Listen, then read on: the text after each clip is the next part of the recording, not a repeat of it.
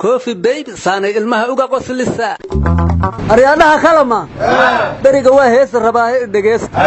inkaar qaba wiilkayo anoo qaldan baan ku dhalay dabeed waxaan galay jabhado dadkan soo dili jiriyo dhacbaan kugu soo korsho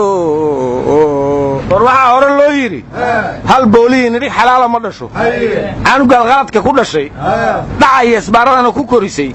inuu bastoolad qaato dadka madaxa jabsho kadibna isqarxiyo adaa ka masuula warnimayo hadda iska hadlaysaan xilli hore wuxuu yiri Allah u naxariistay abwaa Shariif Soomaali haddaan weynay walad khayr qabo waalidka xushmeeya miyaan weynay waagi baryaba wacalna tuuriyay xaaladda hadda taagan ayuu saadaalay abwaanku gurbo buubaal lanki haamanka horada haantu iyo ku furday waleeri arya mahmaadu saas ma hayna waxay ahayd balaaya ninkii rara haanta ugu weyn asaakow kala degta abdul ma waxa wala jeedaa ninka tiin abuurtaa tiban ma gurto war saas ma hayn heestay waxay ahayd caashaqan risoo riday aan ka reesta loode soomadiido geelaba war ma ahayn sida laxdii lacag hesha waayahan liidar bay noqon war ma ahayn waxay ahayd leeylay labadii walaala ninkii lacag lahaa weyn waryaadana waxaan dhihi lahaa laxda shiika saar waa waxaan laabta galahayne waa midiga lilaahi inay guurtay libintiiye Soomaaliya lurbaan ugu dhacay talaha loo laabtay dadkay wax kastaba aan maqle laxda shiika saar waa idinad a'uudu billah war lankama in la jeede heestii lahay Soomaaliya danta garo arood ani waxaan idin dhihi lahaa dabeel ii duruufaan haysa wax la qameel ma ku ogtihiin war gudoomiyaha gobolka Banaadir injineer Riisow wuxuu yiri sanadkan waa sanadkii u dambeeyay maqaamka Muqdisho aan raadinayni shacabka Muqdisho waa inay isku duubnaadaan si maqaamka Muqdisho loo helo Muqdishaawi waa inay mansabkooda helaan taabida eeday marka gudoomiye Riisow agta hadhigo Muqdisho wax looma rabayo warkaan ugu soo qaadqaadina warnimayo hadda ka hor waxa dhacay dad safaraya burcad wadada u gashay 6 gabdhood oo la socotay dadka ayaysan kamida faraxumeeyeen burcadi kadib markii la sii daayay dadkii gabadhii lixaad oo badbaada la arkay iyadoo careysan markaas la yiri maxaa kugu dhacay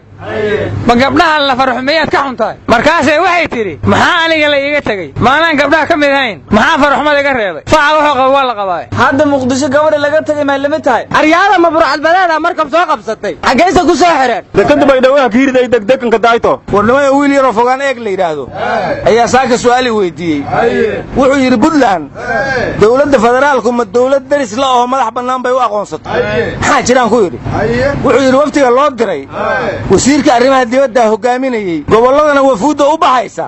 wasiirka arrimaha gudaha hogaami jiray maxaa keenay sidaas uu yiri marka sidee wax yihiin buu yiri waa maageel caloosha laga raraya war wiilka waxaad u sheegtaa waftigaanu wafti dawlad matalaya ma ahayna niman xaafadoodii soo booqanayay ahaayeen aryaadaha madaxweynaha cusub ee Puntland wuxuu yiri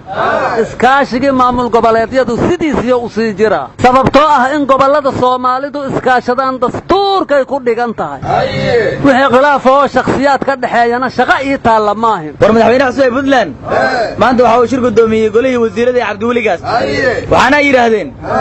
hawsha halkeeda ay ka sii soconaysaa boowe wasiirada lama bedelay miya warnamiya war ma haytan madaxweynahan wiilan ale ma saarnay lafta gareen isna aantin isku haysa fadaasan mayle erey caasimada koonfur galbeed ee Baraawo ya ka degdi mayna la ka dhawaay ka saasana heestii leeyahay dalku idadshay diintiyo furqaan ee waldaneeyow dawli ambaahanaay war sidaas ma ahayne madageen lafta gareen hadhow ay yiraahdeen isagana waa uu fahmi waayay war hadda koor madaxweyne xaaf yaa inta cadaada ka tagay inuu samreebaade kadibna meeshuu ka tagay ayaa mid kale lagu macmalay marka lafta gareen hadduu baydhaba ka tagay ama mid kale lagu macmalaa dad jaanisgaada baa jire war dadka adka hadaloo hay reer koonfur galbeed ma way dadkaas kasaase wallahi aan laga yeelin oo billahi laga yeelin inta la soo dhoobay ba halka naga loo keenay buu iska tagayaa soo ma kan baan dalbanayna kan baan dooranayna dadka raayeen urmano suurtagal warnamada akhri sabanka waxa la yaabaa la arki doonaa baa leeyahay waxa la leeyahay xaramkii muslimiintu ku cibaadeysan jirtay ayaxa isugu tagay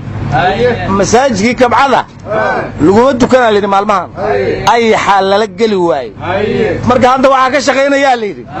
kooxo ayaxa buufiya ayaa loo diray baa layidhi oo ka shaqaynaya aryaadhaha aniga ayaxaasaa idhaama sababtoo ah khabcad iyo mihib barakeysneed oo jooga warnimayaw ayaxaas kacbada galay waa farriin la yaab leh ma la fahmi doonaa warnimayaw ayaxaas laleeyahay kacbadaa lagu buufiyey waa ahlu janna sababtoo ah xaramkuu ku dhinta asagoo xajinaya war horaa loo yidhi xaaji sooma noqday xujaa soo noqoto waxaan ayax dambe xajka u aadinaa ku dhacaya wallah war ayax maahana magaalo ku taala dalka Canada waxaa buux dhaafiyey libaxbadeed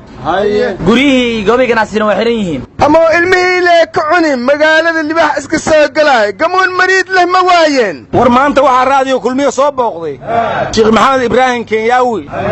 muxaadaro cajiibana waa ku qabtay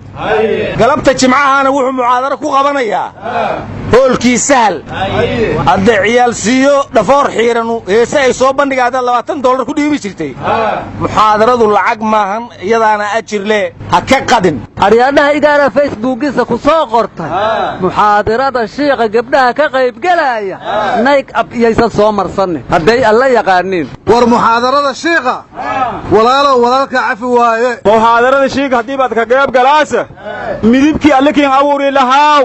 maryo khafiifan an laseetoy xijaabkii allahna amarina qaadoy saqda dhexe ee caawa ayaan soo gabagabaynay kulankii golaha wasiirada ee aan ku dhammaystiraynay qorshaha tubaha qaranka dawladdaanna tubaa wareershay wadda furanna lama arko wixii tubaha waa xiran yihiin war cabdiraxmaan cabdishakuur wuxuu yidhi